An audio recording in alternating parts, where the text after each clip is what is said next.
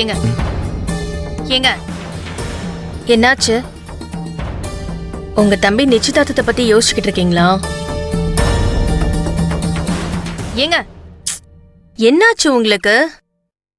அன்னையில இருந்து நானும் பாத்துக்கிட்டு இருக்கேன். நீங்க சரியாவே பேச மாட்டேங்கிறீங்க. சீனுவை உங்க அளவுக்கு ஃபீல் பண்ற மாதிரி எனக்கு தெரியல. உனக்கு தெரிஞ்சது அவ்வளவுதான். போங்க, உங்களுக்கு தான் ஒன்னும் தெரியல. எனக்கு என்னமோ இந்த நிச்சயதார்த்தம் நடக்க கூடாதுன்னு நிறுத்தினதே சீனு தானோன்னு தோணுது. ஏதாவது உளறிட்டு இருக்காத. அத்தனை பேர் முன்னாடி அவனை அசிங்கப்படுத்திப்பானா? சரிங்க, ஓகே. உங்க தம்பிய பத்தி நீங்களே உயர்வா நினைக்கிறீங்க.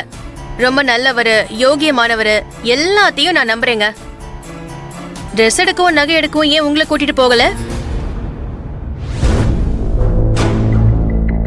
என்னமோ பெருசா கண்டுபிடிச்ச மாதிரி பேசுற. நான் தான் மீட்டிங் இருக்குதுன்னு நான் போல. ஓகே, நீங்க வீட்டுக்கு வந்ததுக்கு அப்புறம் உங்களை அனுப்புறேன்னு உங்க அம்மா சொன்னாங்கல்ல. சீனு பதறினதையும் போன்ல தத்தக்கா புத்தக்கான்னு வளர்னதையும் நான் தான் கேட்டனே. கொஞ்ச நாளா அவன் நடவடிக்கையே சரியில்லை. அதெல்லாம் உங்களுக்கு தெரியாது. சும்மா நீங்க பாட்டுக்கு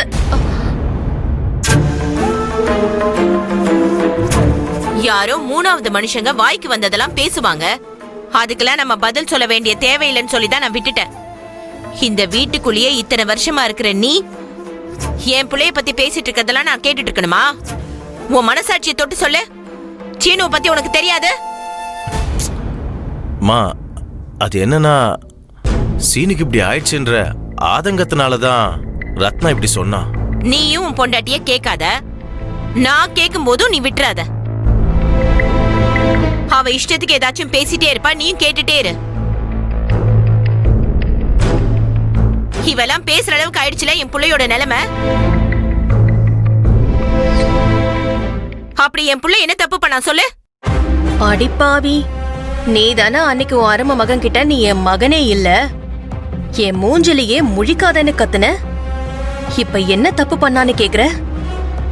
நீ பைத்தியமா இல்ல எங்களை பைத்தியமாக்க பாக்குறியா?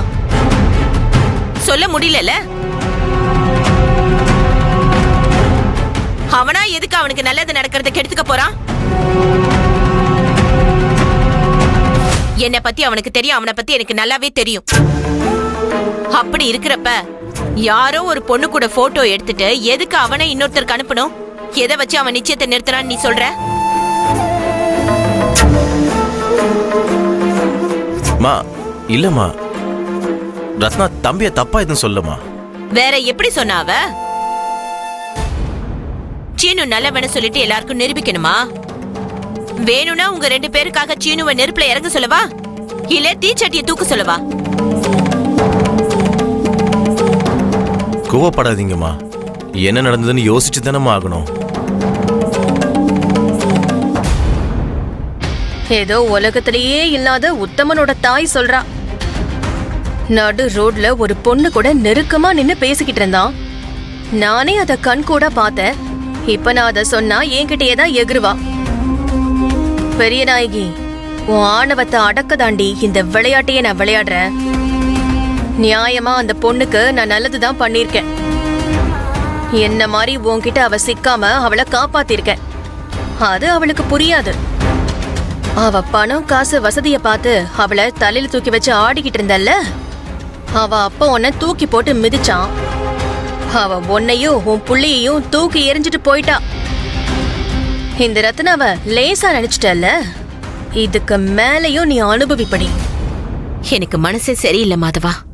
என் நிம்மதியே போயிடுச்சு. ஜோசியர் உன் உயிருக்கு ஆபத்து இருக்குன்னு சொன்னாரு. அதே மாதிரிதான் நடந்துச்சு. இந்த வீட்டுக்கு வந்த மருமகளால வீட்டுக்கு பிரச்சனை வரும்.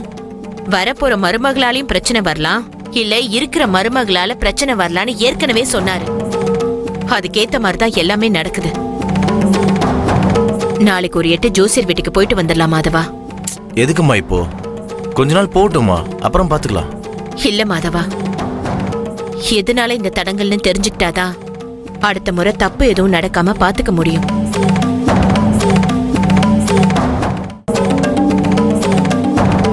மறுபடியும் ஏதாச்சும் ஒண்ணுன்னா சீனு மனசு உடைஞ்சு போயிருவான். காலையில போயிட்டு வந்துடலாம் மாதவா. சரிம்மா. ஏங்க இங்க பாருங்க, இப்பவே சொல்லிட்டேன், மறுபடியும் கோயிலுக்கு போகணும், பரிகாரம் அது இதுன்னு ஆரம்பிச்சீங்கன்னு வைங்க, அப்புறம் நான் மனுஷியாவே இருக்க மாட்டேன். ச்சே.